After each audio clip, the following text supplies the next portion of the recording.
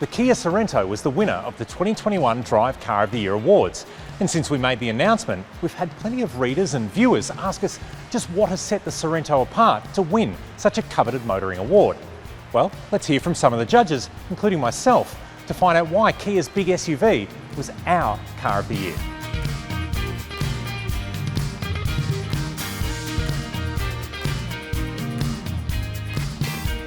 Right, well, thanks to the magic of technology, we're here in Melbourne where it is raining, and you may be able to hear that over our audio. I'm joined by Drive Car of the Year judge Emma, and then up in Sydney on the big screen, we have fellow judges Justin and Sam, and of course Drive's managing editor Trent. Welcome. Hey guys. Well, let's get started, guys. Welcome. We'll talk about the Kia Sorento first and foremost as a family car. It is a 3-row, 7-seat SUV. So let's watch a clip where Sam and Justin explore the interior of the Sorento and give us a few little insights onto why this car really impressed the judges so much.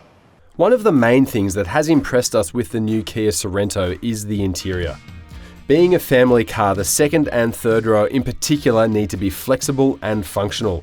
And it starts here with a simple button. Jumping into the third row is something kids can do thanks to this electronic latching system that brings the seat forward nice and easy. Once you're inside, space is acceptable, especially if you're a child. A couple of other SUV touch points include rear storage, rear cup holders, rear air vents, and 2 USB ports as well. You could argue that the Sorento is at its best in the second row here, and that's an important thing for a large family SUV. First and foremost, there's a lot of space on offer. Look at all the legroom I've got here, lots of footroom, and headroom is plentiful also. And if you're looking for more or less space, second row slides forward and back, and the backrest tilts also. It's all pretty handy. And in terms of amenities, GT line is quite good. You've got 2 USB points, one in the back of each seat here, and there's another one further down, and that's got a 12-volt plug there as well, so your power needs are sorted. There's also air vents. I love these cup holders in the doors. I think more SUV makers should have those. And maybe my favorite thing is this, sunblind, so you can have a nap. Another handy feature of this Sorento in the second row, you can't see it, but if there is another vehicle approaching from the back, this car will warn you. It's almost like a blind spot monitor for people getting out of the second row. And it's a handy feature if you've got kids or other people jumping in and out of the car in busy areas. So I think the takeaway from that is it's a very functional interior. Sam, you've got 2 young kids. Yeah, tell us how it really works in their favour. Yeah, we've got a family of 4 at home, a growing family, and I'm always amazed at how much stuff you have to actually drag around when you've got a couple of kids. The good thing about the Sorento is it's got that practicality and versatility. So I found it had plenty of space, but another thing that's probably worth mentioning is that interior cleans up really nicely after the kids get in there.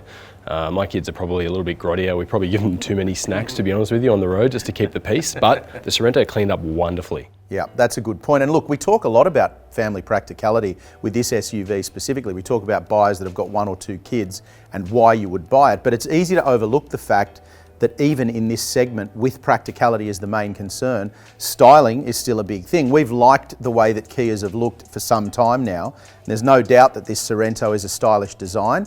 Emma's going to take a closer look at some of those design details. We know that design is a subjective area, but it was the Sorento's clean, modern and downright handsome styling that impressed our Drive judges.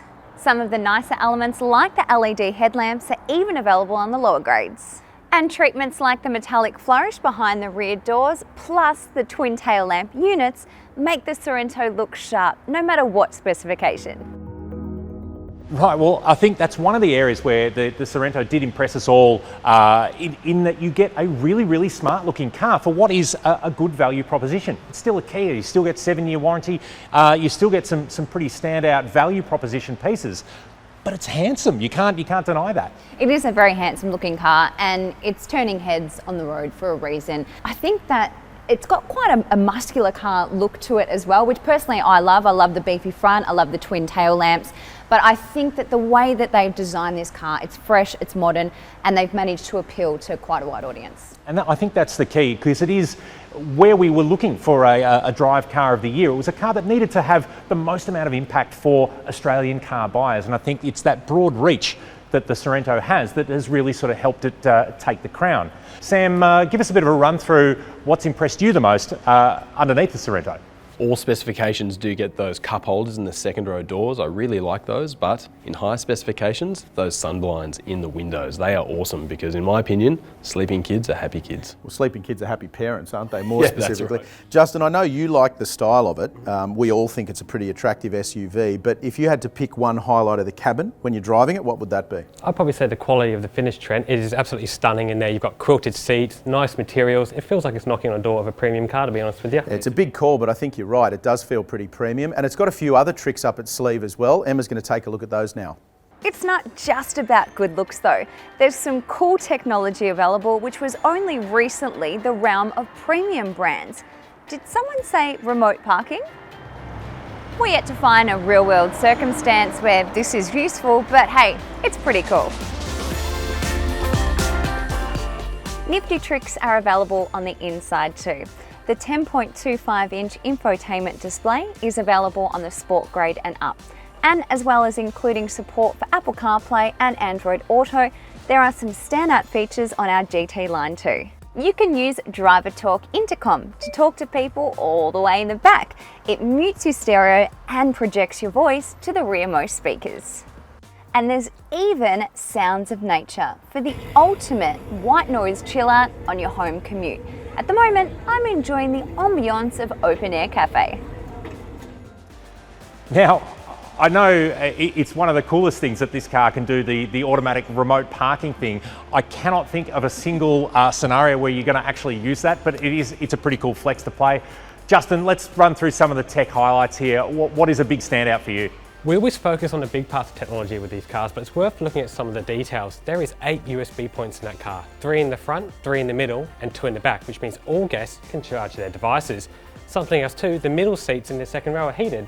Technology again, making guests comfortable, which I love about this car. Trent's going to take us through some of the bigger technology items now. Now, if you talk about technology with the Kia Sorento, you probably think of things like infotainment, the digital driver's display, the dial for the gear shifter in this particular model, or how many USB points that it has. But most of the really important and impressive stuff you'll never even see.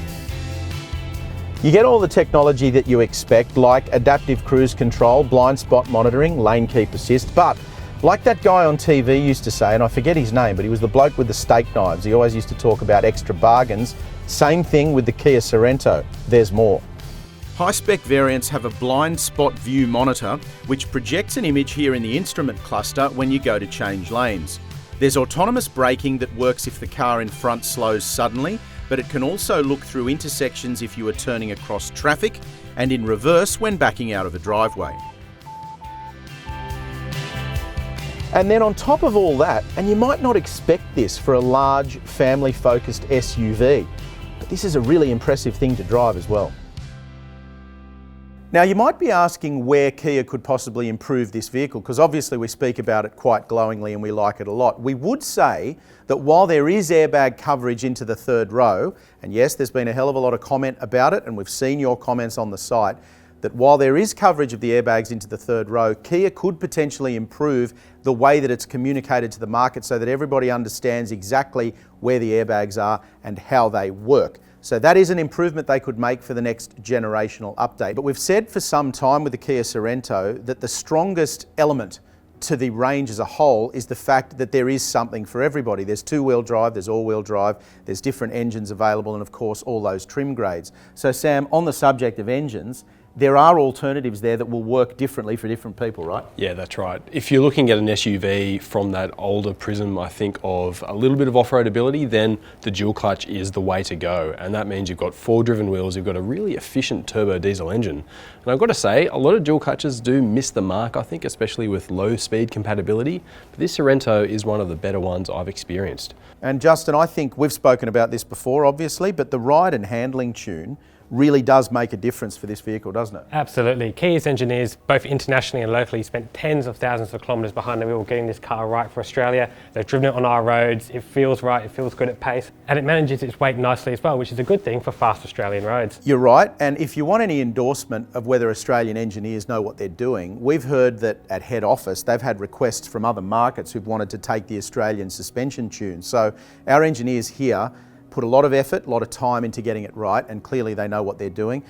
Just finally, Sam, it'd be very rare for us, and all three of us agree, for us to recommend a DCT generally over a torque converter automatic in a vehicle of this kind, because usually we talk about them in a performance sense. Absolutely. But it actually works really well in this vehicle. It does. It is surprising. I've driven a few dual clutch cars, much smaller cars that are probably easier to get right, and they just sort of miss the mark a little bit. But I've got to say, this one is bang on. And the plus side there is efficiency. I think we're getting low 7s on average with this diesel all-wheel drive. For a big SUV, that's impressive. Yeah, incredibly efficient. So that DCT, and I don't really love this saying, but it shows that you can have your cake and eat it too. So look, we've seen the practical insides, we've seen the stylish exterior, we've talked about drivelines, we've looked at technology and safety.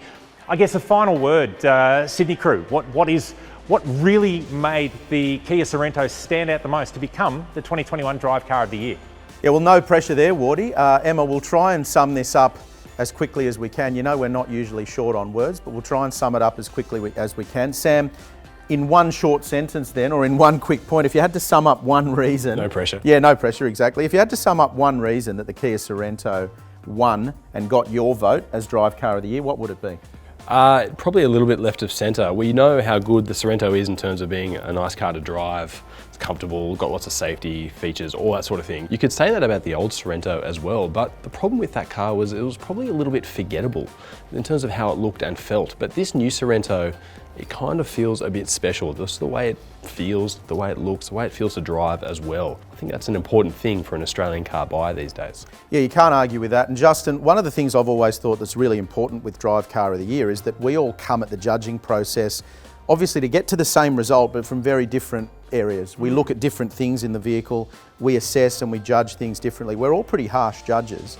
And I assume your feedback will be different from Sam. So if you had to pick one thing, what really got it across the line for you as Drive Car of the Year? Unlike Sam's, mate, mine's a little bit simple. I'm a simple man. I just like comfort. In the first row of that car, I'm very comfortable. Second row, same. I can even get away in the third row too, mate.